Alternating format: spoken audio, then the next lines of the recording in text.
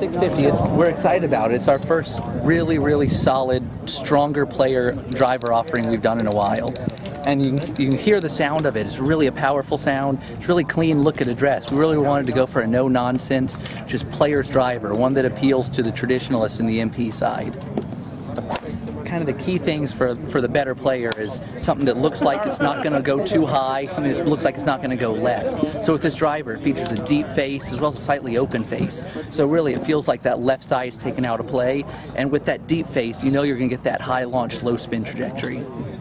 By really focusing on the feel of this driver, we went away from a lot of the things like the adjustability that kind of they're hindrances in the design process. By keeping it very traditional, very clean, we were able to focus on putting the weight exactly where we wanted it to, so that it would sound proper, sound very crisp, and sound like you hit the ball really hard, but still in a very soft, almost muted feel. So it just feels solid, feels crisp, it feels like an MP golf club. If you look at the head of the MP-650, you can see it's a very clean look, almost a minimalist design, very monotone chromes, blacks, silvers, something that's not distracting at all. Especially if you go over towards the crown side, you can see it's a very clean crown, very nice traditional pear-shaped design, which is something that the better player has always been known to like. Even when you look at the face, by eliminating any sort of alignment aid on the crown, we put the alignment aid, we just kind of built it into the face. We've got score lines that kind of frame where you want to hit the ball, but again, in a non-distracting way. It's a very clean, just traditional look to it.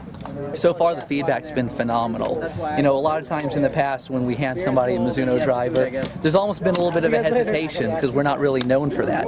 But with the MP-650, it really, because it talks to the Mizuno, especially the MP player, when they've hit it, everyone's been pleasantly surprised. The sound instantly grabs them, but then when they see the trajectory that comes off, a real penetrating ball flight, low spin, one that promotes a slight fade, they've actually been really pleased with it. We've done a lot of work with Luke Donald hoping to get this in his bag. And he's kind of a tricky animal in terms of a tour player. I say that because he's a player who, he's one of the shorter hitters out there, but he makes up for it in other aspects, of course. But with the driver, he wants to see a ball that goes right to left. A lot of better players are the opposite of that. The last thing they want to do is see a ball go right to left. So with Luke, we've actually struggled a little bit with him because this has a slight fade built into it. We're trying to work with him to get one that'll hook a little bit more so we can get a little bit more distance out of it. And by putting a deeper face on this driver, as well as our 3-thickness Core-Tech design, we've maximized ball speed regardless of where you hit it on the face. We've put our thickest area right here, right in the center, to dial in the CT right where you want it to be a legal driver. But then as you get outside of that central area on the miss hits, there's thinner areas that are really going to boost those ball speeds on off-center hits. By having a deeper face driver, that increases the vertical MOI. What that does is when you get fitted for a driver, of course you want to hit it, right in the center where you get optimal, where you get, the most ball speed. But as you go up, if you hit up higher on the face, if the club doesn't have a good vertical MOI, then the club's going to rotate a lot and it's going to change the launch characteristics. By keeping the strong, high vertical MOI, you get very consistent launch characteristics regardless of where you hit it on the face, up and down.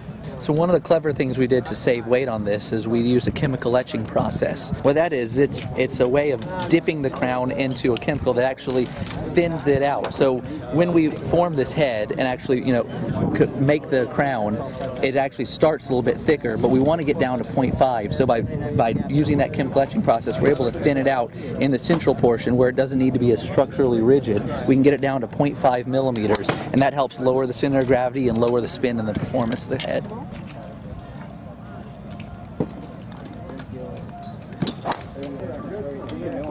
It's a soft sound, but at the same time, it's kind of got a little piercing quality to it. It sounds like it's very solid, and it sounds like there's no extra stuff going on, no extra vibrations.